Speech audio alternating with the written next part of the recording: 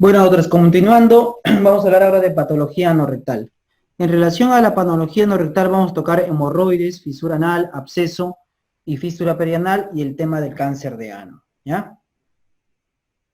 Vamos a hacer un pequeño recuerdo de acá de la anatomía del canal anal. En relación al canal anal, nos interesa saber que el canal anal mide aproximadamente 4 centímetros, ojo, 4 centímetros mide el canal anal, ¿ya? Este canal anal para algunos empieza a nivel de la línea anopectínea o la línea dentada, correcto, y para otros empieza a nivel de el anillo anorrectal que incluye los músculos del esfínter interno del ano. Si uno hace un tacto rectal a un paciente, la próxima vez que les toca hacer tacto rectal, ustedes pueden sentir el anillo anorrectal, van a sentir esa dureza, esa contracción, y donde su dedito, que mide más de 4 centímetros obviamente, siente un vacío, ahí es el recto. Todo lo que sientan presión es parte del canal anal, ¿ya? Ojo. Bueno, ¿qué nos interesa saber? Que a nivel de la canal anal hay una línea que genera una transición de epitelios, que es la línea dentada. Esta línea dentada limita la transición del epitelio de mucosa del recto con el anodermo, que es piel prácticamente. Deben saber que la mucosa ya de por sí no duele, ¿ya? Eso tiene que quedar claro ahora. Mucosa igual a no dolor, ¿correcto? O en todo caso no duele mucho. En cambio la piel sí duele, o sea, el anodermo sí va a doler, ojo, ¿ya? Sí va a doler, ojo, ¿ya? Entonces, ¿qué más nos interesa saber? El tema del esfínter interno del ano sería esta zona de acá, ¿ya? Ahora vamos a ver mejor, ¿ya? Esfínter interno del ano. Toda esta zona de acá es el esfínter interno del ano. ¿Correcto? Esta es la zona del músculo longitudinal del ano. El esfínter interno del ano no es otra cosa que el engrosamiento de la parte circular, del músculo circular de todo intestino, ¿no? Así como hay circular interna y longitudinal externa, la parte circular va a formar el esfínter interno del ano. La parte longitudinal va a dar este músculo longitudinal conjunto. Y el esfínter externo del ano, ojo, este de acá, el esfínter externo, ya es parte externa, ya no tiene que ver nada con las capas del recto y del ano, ¿ya? Ojo, ¿ya? Debemos saber que el músculo esfínter interno del ano, que viene desde acá, toda esta zona de acá, correcto, este engrosamiento, ya el músculo esfínter interno del ano es músculo liso, ya, músculo liso, que además de ser músculo liso es músculo involuntario, o sea, no lo puedes controlar. En cambio, el músculo esfínter externo del ano, toda esta zona de acá, es músculo estriado, ya, es músculo estriado. Y además de ser músculo estriado, tiene control voluntario, ¿ya? Sin embargo, este control voluntario genera contracción, pero no es que el músculo esfínter del ano esté relajado todo el tiempo, no. Es un músculo que tiene una tonicidad, ¿ya? Tiene una tonicidad, ya de por sí está ligeramente contraído siempre, o sea, tiene una tonicidad. Obviamente, si tú lo contraes, vas a sentir más ese efecto de voluntariedad, ¿no? De propio de los músculos estriados, ¿ya? ¿Qué más debemos saber? Que a nivel de la unión del esfínter interno con el esfínter externo del ano, generalmente hay glándulas que vemos acá, ¿ya? Las glándulas son muy frecuentes a este nivel, ¿ya? Entre los esfínteres. Y debido a que son muy frecuentes las glándulas a este nivel, correcto, entre los esfínteres, justamente el absceso interesfinteriano es el más frecuente, debido a que las fístulas se forman, ¿por qué? Por infección de estas glándulas ubicadas a nivel de la zona interesfinteriana, ¿ya? También por eso es importante. Ojo. Bueno, vamos a avanzar un poquito. Ya tenemos los plexos hemorroidales, ¿ya? Los plexos hemorroidales. Bueno, vamos a avanzar. Eso también lo vamos a ver en su parte, ¿ya? Bueno. Entonces vamos a hablar un poco del conducto anal, ¿ya? En el conducto anal, en la anatomía del conducto anal debemos saber que es irrigado por la arteria hemorroidal inferior y es drenado por la vena hemorroidal inferior, ¿ya? Y debido a que es drenado por la vena hemorroidal inferior, ¿ya? Cuando tenemos lesiones a nivel del ano, cánceres o inflamatorias, puede haber adenopatías a nivel de la ingle, ¿ya? Inguinales, ojo, eso es muy importante. ¿Qué más necesitamos saber en relación a las hemorroides, su posición respecto a la línea pectínea o la línea dentada o la línea mucocutánea, ¿ya? Las hemorroides que se encuentran por encima de esta línea van a ser las hemorroides internas. En cambio, las hemorroides que se encuentran por debajo de esta línea van a ser las hemorroides externas. Debemos darnos cuenta que las hemorroides internas están cubiertas por mucosa, ¿ya? Y la mucosa, como les había dicho, no duele. En cambio, las hemorroides externas están cubiertas, ¿por qué? Por piel. Y aquí sí vamos a tener dolor, ¿ya? Ojo. Es por eso que cuando uno opera hemorroides, y por ejemplo, cuando uno somete a un paciente a una ligadura con banda elástica, correcto, estos pacientes van a tener, las bandas elásticas solamente van a estar indicadas para hemorroides internas. Las hemorroides externas nunca se van a colocar bandas elásticas. ¿Por qué? Porque colocarías una banda sobre la piel. Y al colocarse una banda sobre la piel es como si te la estuvieses pellizcando todo el tiempo y ocasionaría mucho dolor. Ojo, ¿ya? Entonces, dentro de las hemorroides, bueno, en anatomía son almohadillas vasculares, son conexiones entre los vasos sanguíneos, ¿verdad? Correcto, hay posiciones constantes para las hemorroides, como lateral izquierda, anterior derecha y posterior derecha, ojo, ¿ya? Más o menos a las 3, a las 6 y a las 9 horas. 3, 6 y 9 horas. ¿Ya? Perdón. 3, 7 y 11 horas, ojo, ¿ya? Bueno, estas hemorroides normalmente pues todas las tenemos, o sea, todos tenemos hemorroides. Lo que no tenemos es enfermedad hemorroidal, ¿ya? La enfermedad hemorroidal ya es cuando se vuelven clínicas, ¿ya? ¿Mediante qué? Mediante un sangrado, ya lo podemos evidenciar, o si no la vemos de esta manera, pues, ¿no? O sea, ya como un bulto, como una masita a nivel del ano, ojo, ¿ya? Dentro de las hemorroides hay varias teorías que explican el origen de las hemorroides, como el hecho del aumento de la presión intraabdominal. Ya eso lo vamos a ver en qué tipo de pacientes, por ejemplo, en pacientes tosedores crónicos, por ejemplo, con EPOC, en pacientes que tienen hiperplasia benigna de la próstata, cada rato hacen fuerza por orinar, incluso en pacientes gestantes, ¿ya? Pero la teoría más aceptada es el aumento de la laxitud de los tejidos, ya porque las hemorroides están fijas al ano. ¿Por qué? Por los tejidos. Es más, hay un músculo, es más, se dice en Brasil, por eso a veces me sale, sorry. Ya, es más, hay un músculo que es el músculo longitudinal de Parks, ¿ya? El músculo suspensorio de Parks, también se le conoce. ¿Ya? Este músculo supuestamente, ¿qué hace? Fija las hemorroides al canal anal y evita que se prolapsen.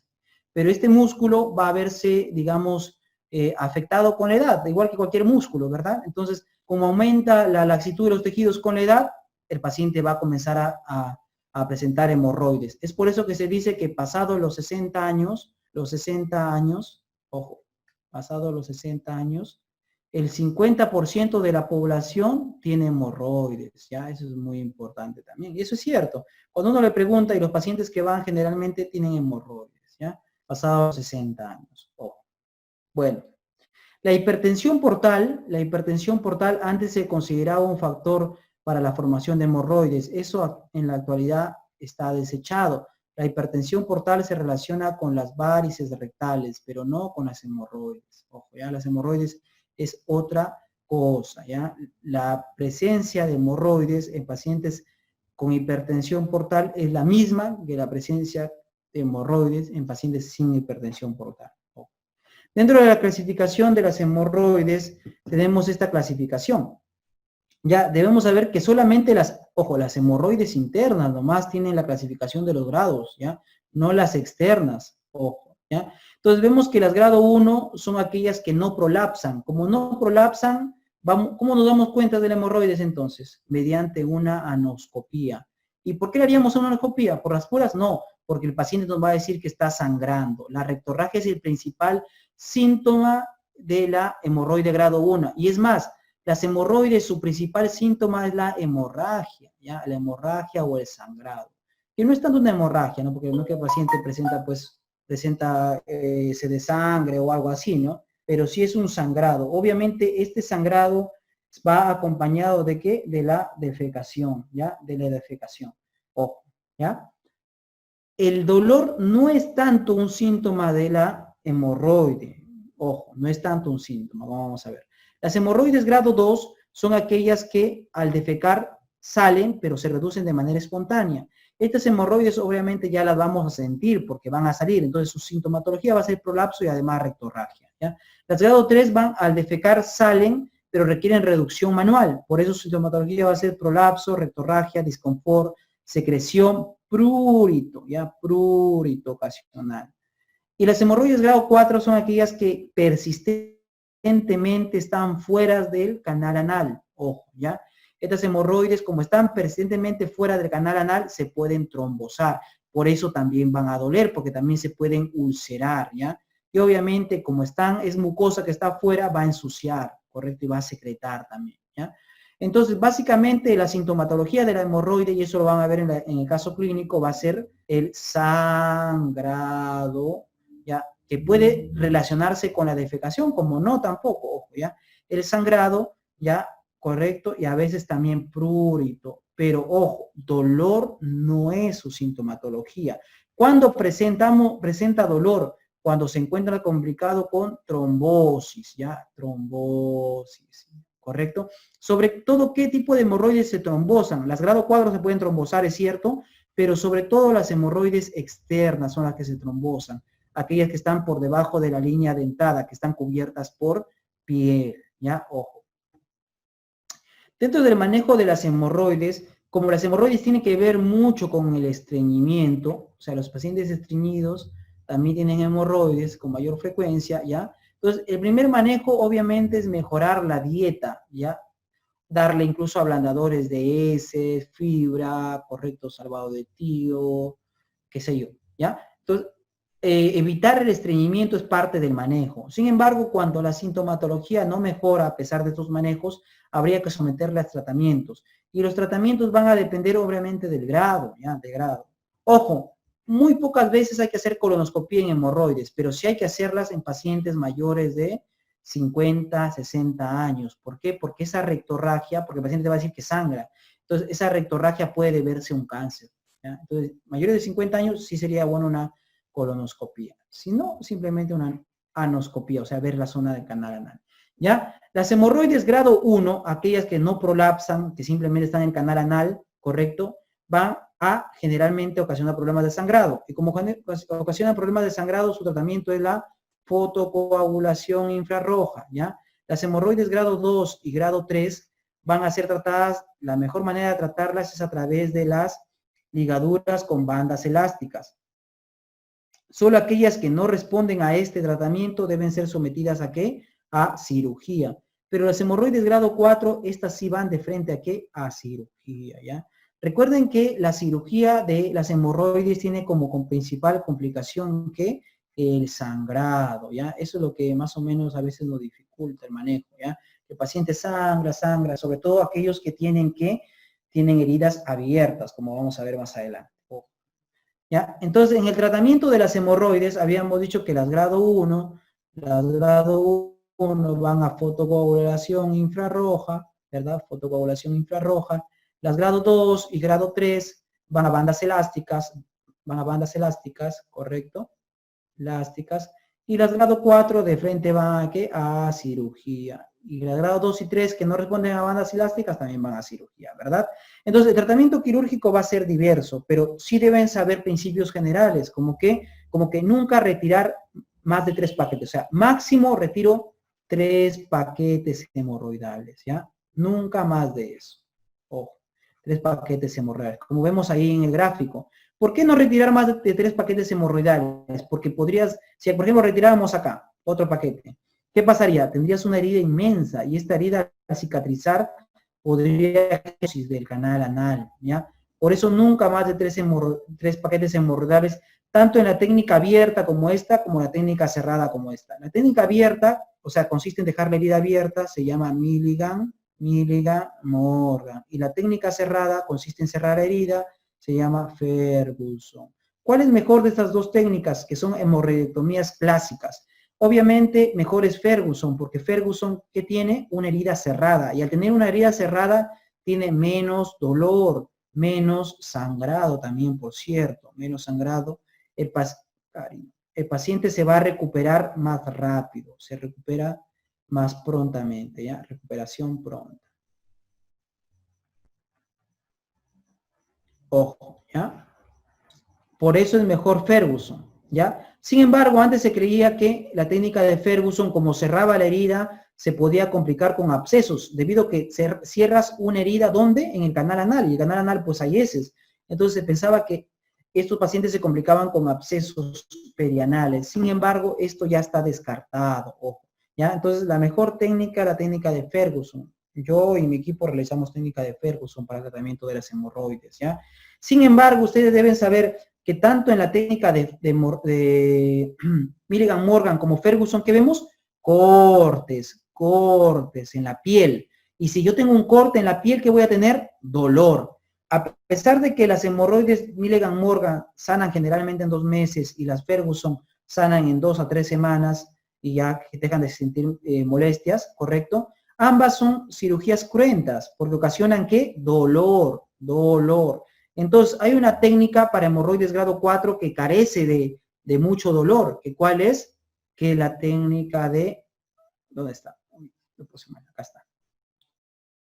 La técnica del hongo o procedimiento para prolapso y hemorroides PPH, hemorroidopexia con grapas, hemorroidopexia circular con grapas o técnica del hongo. Esta cirugía tiene menos dolor que Ferguson y que Milligan Morgan. Por eso más o menos es como decir la más, como el gol estándar, algo así. Sin embargo es cara, ¿ya? Sin embargo es cara. Sin embargo, esto han preguntado, ojo, ¿ya? Que tiene menos dolor es motivo de pregunta. ¿Ya? En hemorroides grado 4, digamos, la técnica de elección sería el PPH, técnica del hongo. El problema es que obviamente su costo es mucho mayor, ¿ya? Su costo es mucho mayor porque utilizamos un instrumento. Nosotros también hacemos técnica del hongo, pero obviamente los precios aumentan porque el instrumento es caro, ¿ya? Es como una engrapadora. Es una engrapadora en realidad. Urgencias hemorroidales. ¿Qué tipo de urgencias hemorroidales tenemos? En primer lugar, la trombosis hemorroidal externa y el prolapso hemorroidal trombosado. La trombosis hemorroidal externa se caracteriza ¿por qué? Por una masa azulada.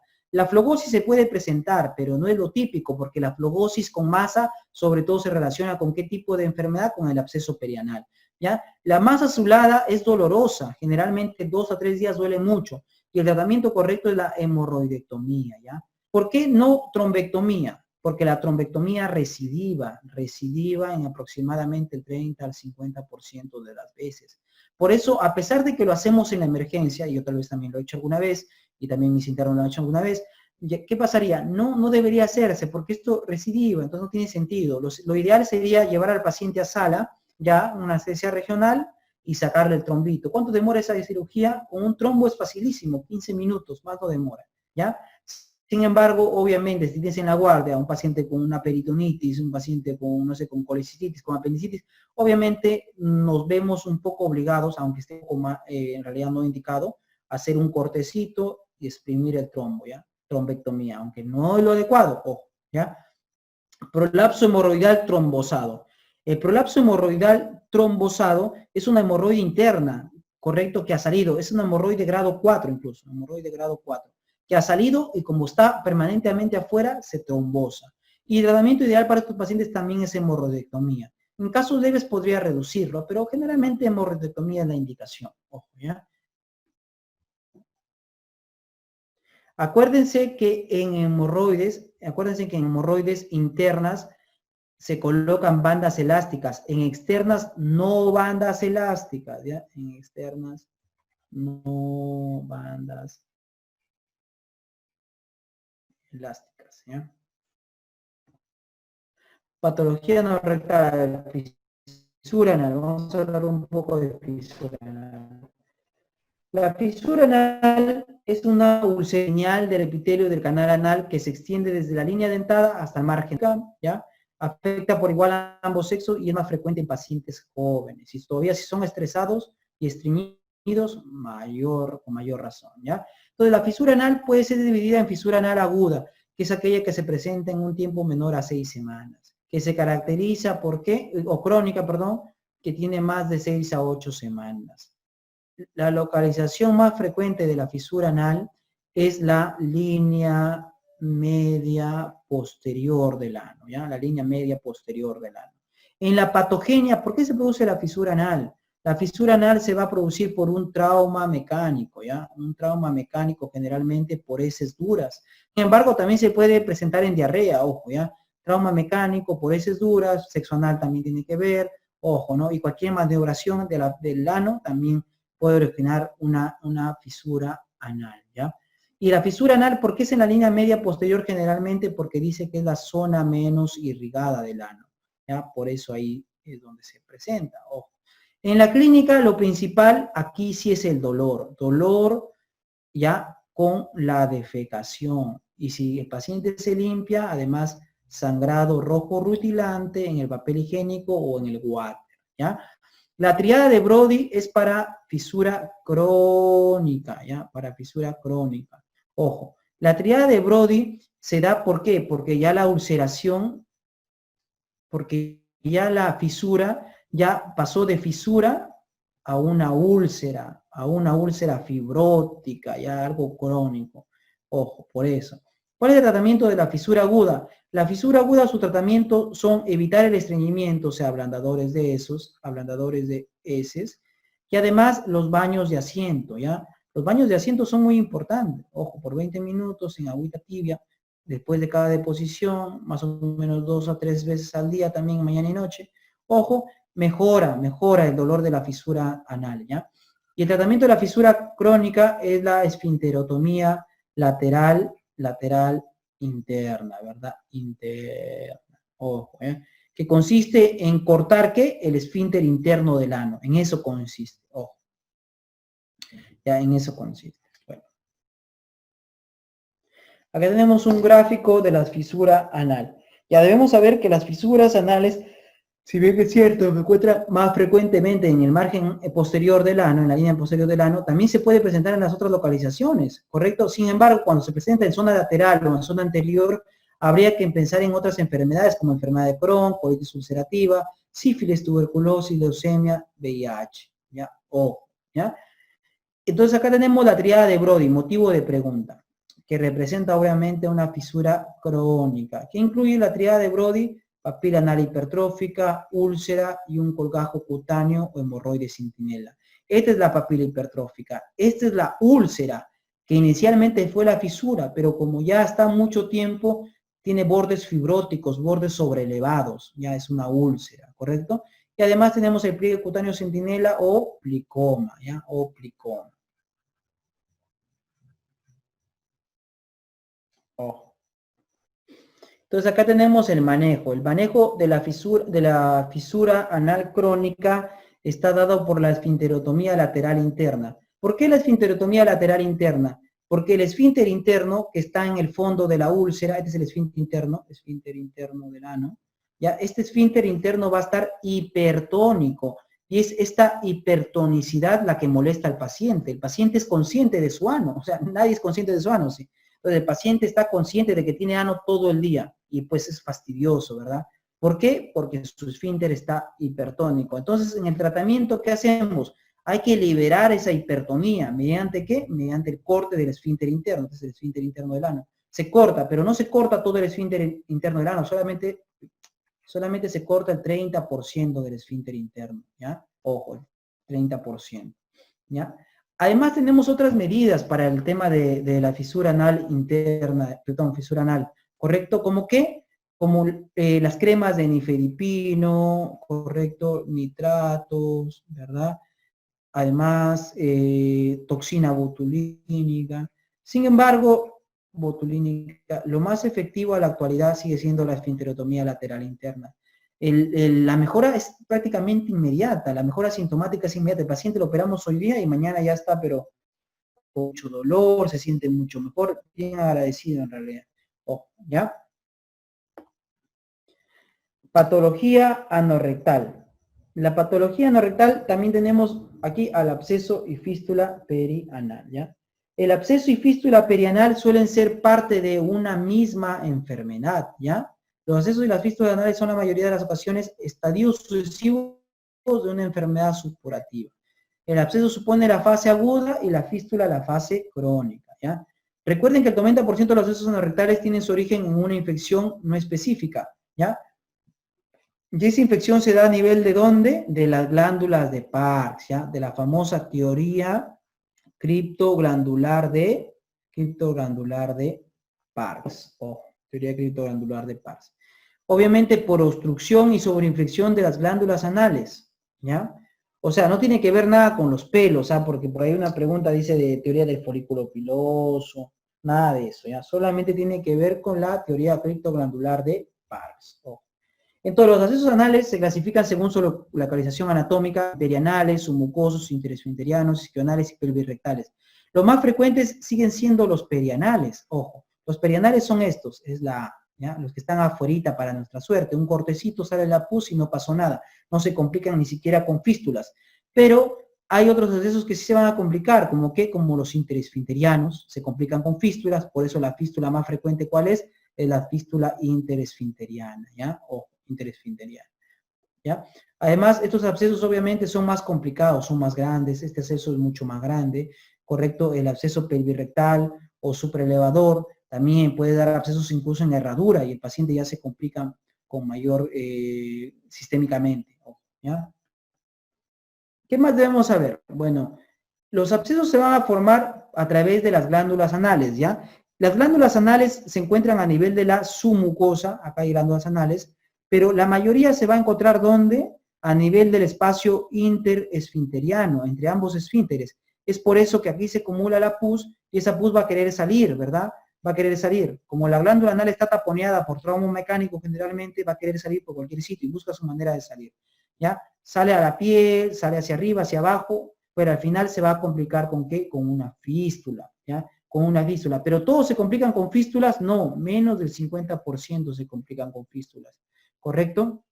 ¿De qué depende que se complique o no con fístulas? De un buen tratamiento. Un buen tratamiento evita que se compliquen con fístulas. ¿En qué consiste un buen tratamiento? En todo lo que normalmente no hacemos. Porque ¿qué hacemos cuando llega un absceso a la emergencia? Y eso generalmente, pues lo he visto muchas veces, ¿no?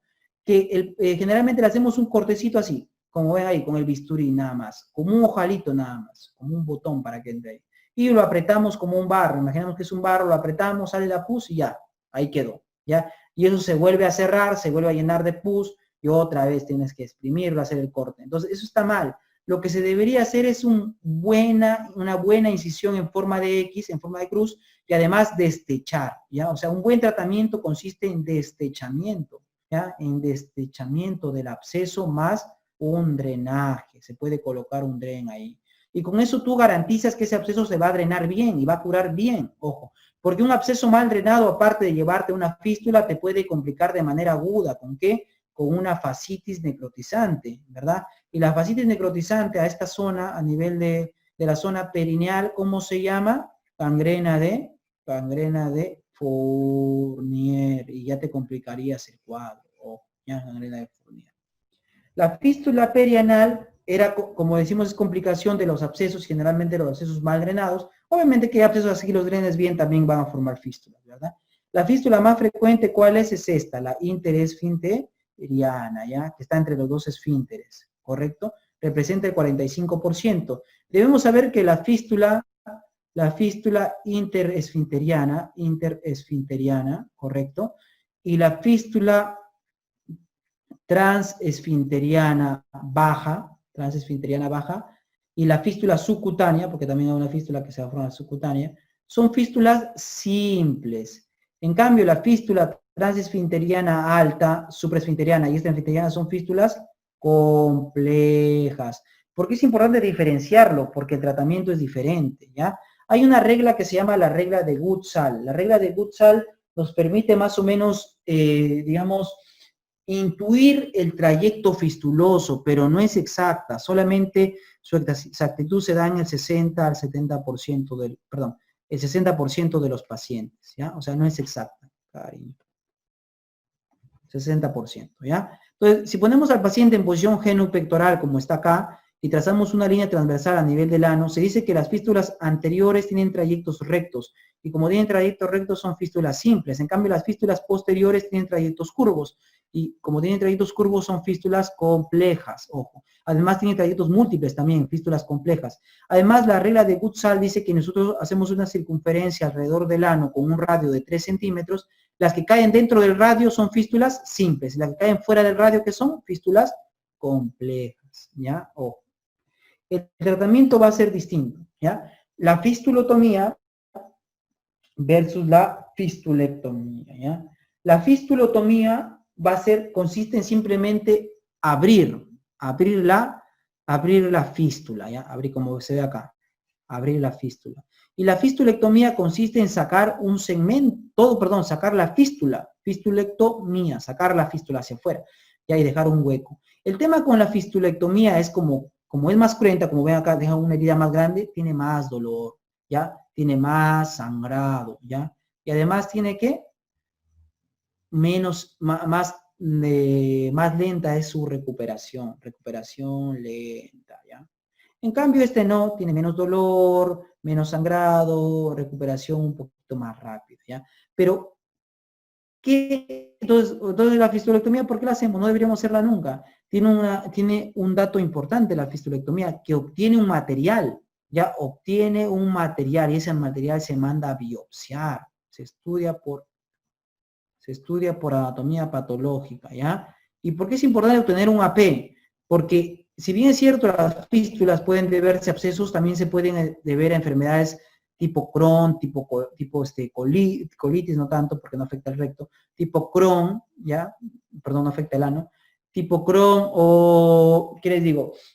VIH, tuberculosis, granulomas por X motivos, ¿ya? Entonces, siempre es bueno tomar una biopsia. Por eso la fistulectomía ofrece esa ventaja que no tiene la fistulotomía, ¿ya? Sin embargo, hay una técnica intermedia, que es la que hago yo siempre, ¿ya? Que consiste en ¿qué? En hacer una fistulotomía, lo que hacemos en nuestro equipo, hacemos una fistulotomía, y además tomamos una pequeña biopsia del trayecto fistuloso, o sea, del trayecto fistuloso externo, de la parte más externa de la fístula, tomamos biopsia y mandamos estudiar, ¿ya? Ese es el tratamiento que yo hago. No es que se me haya ocurrido a mí tampoco, ¿ya? Esto lo vi en Brasil y también, pues, obviamente está descrito.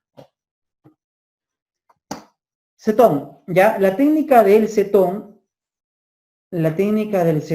¿ya? Está dado para fístulas complejas, ¿ya? Fistulotomía y fistulectomía solamente para fístulas simples, nada más, ¿ya? Porque consiste en cortar, ojo. En cambio, el cetón es para fístulas complejas, ¿ya? Porque si a una fístula compleja nosotros le cortamos, le hacemos fistulotomía, por ejemplo, acá cortaríamos todo esto, ¿ya? Lo llevaríamos al paciente ¿a qué? A una incontinencia, porque cortaríamos sus esfínteres, ¿ya? Por eso no se puede hacer ni fistulotomía ni fistulectomía en estos pacientes, ¿ya?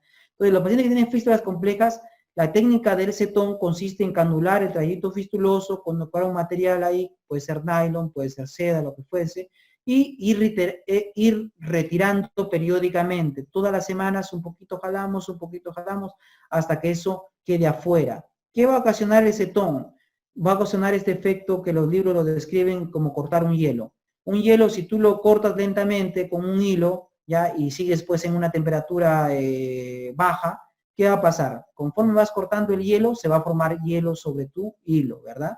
Entonces al final tu hilo va a estar en medio del hielo y al final lo vas a sacar por abajo seguramente. Entonces esto también, este es más o menos el mecanismo, cómo se da el tratamiento con cetón de las fístulas. ¿Ya? O sea, va cortando acá, luego va cortando acá, luego va cortando acá, al final te quedas con tu hilo en la mano y esto queda cicatrizado, ya cicatrizado, o como se ve acá, ¿verdad? Pero el cetón se inventó justamente o se realizaba para evitar incontinencia. Sin embargo, el cetón también tiene porcentajes de incontinencia, del 10 al 15%, hasta más reportan algunos estudios. Es por eso que se inventó otra técnica, que es la técnica de Leaf, ¿ya? La técnica de Leaf, que es la ligadura del trayecto fistuloso interesfinteriano, que es la técnica que ahora yo hago, ya no hago cetón. ¿Ya? Esta técnica, ¿qué hace? a nivel de la unión, a nivel del espacio interesfinteriano, este esfínter externo, este esfínter interno, ojo, en este espacio se va a cortar el trayecto fistuloso, se va a cortar y se va a ligar, ¿ya? Y con eso vamos a desconectar la fístula, ¿ya? Con eso vamos a desconectar la fístula.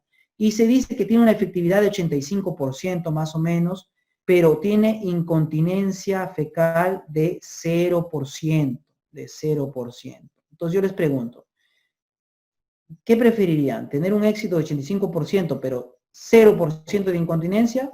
¿O tener un éxito, porque el cetón, ojo, tampoco no es que tenga éxito siempre, ¿ya? ¿Ya? Su éxito también es más o menos del 85 a 95%, ¿ya? Pero que tengas un riesgo de 10 a 15% de incontinencia fecal. Entonces, por eso nosotros utilizamos más el IF en la actualidad. Y hay otras técnicas, variaciones del IF también, ¿ya? Pero ya eso ya es más de su especialidad. Cáncer de ano. ¿Qué nos toca saber en relación al cáncer de ano? El cáncer de ano está en relación con un virus, que es el virus del papiloma humano. Este virus del papiloma humano, que es el que ocasiona cáncer de cervix en las mujeres, que puede ser 6, 11, 16, 18, que puede estar relacionado incluso con condilomas, ¿ya? Pero los condilomas a veces se convierten en condilomas gigantes, ¿ya? En condilomas gigantes. O sea, tienes un condiloma pequeñito, luego salen bastantes, luego parece una coliflor. Los condilomas gigantes van a condilomas verrucosos, y el condiloma verrucoso puede ir a ¿qué? A un mismo cáncer de ano, ¿de tipo qué? De tipo epidermoide o escamoso, ¿ya? Escamoso. Esta patología de cáncer de ano es más frecuente en qué tipo de población? En población tipo HCH, o sea, hombre que tiene sexo con hombre. De esa manera es que llega el condiloma hacia el ano, ¿ya? Y también en mujeres que practican el sexo anal también se puede dar. Y también posiblemente por otros motivos, ¿verdad?